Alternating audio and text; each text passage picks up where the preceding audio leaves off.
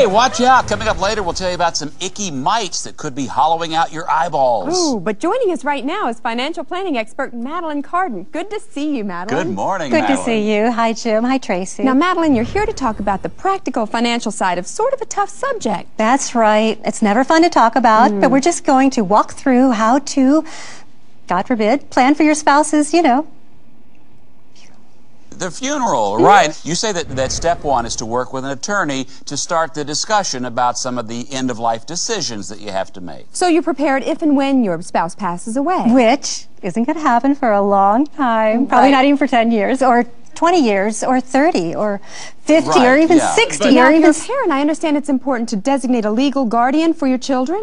Okay, yes. If you, have a second, you just want to try something really wacky, you can ask yourself, in a weird, sideways, Looney Tune kind of world where I have to make this decision right now, real fast, who'd be my kid's legal guardian if both me and my spouse suddenly died? Blah, blah, blah, blah, blah, Well, blah, that blah, is blah, blah. such good advice. Now, let's talk about your book, which I found very interesting. It's called How to Plan for a Spouse's Funeral If and When It Happens, a guide to something I shouldn't have sprung on you like this when you're just trying to go about your day. Now, in it, you mentioned something called a living will, which deals with things like life support. Now, you say in Chapter 9 that it's necessary to have a living will. But I was a little confused because then in Chapter 10, instead of explaining how to fill one out, there are just pictures of sunsets and newborns. But people do need a living will, right? Yes, but it's just a precaution. A pre-precaution. A pre-precaution. Right, but it's still... You know what?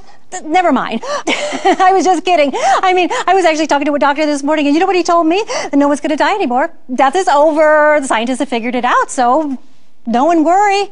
I don't even know why we're still talking about it. I mean, hey, who's this guy over here? What's his deal? That's Dr. Atka. He's doing the next segment on raw foods. Hey, you're just going to stand over there? Come on over. Raw foods, huh? That sounds fascinating. Oh, okay. Here, have a seat. Well, okay. I'm hogging the whole show. Let's hear about you. Well, actually, I'm here to talk about the benefits of raw food and how to incorporate them into your family's diet. Oh, what a great spin on raw food. Now, I understand you use a food processor.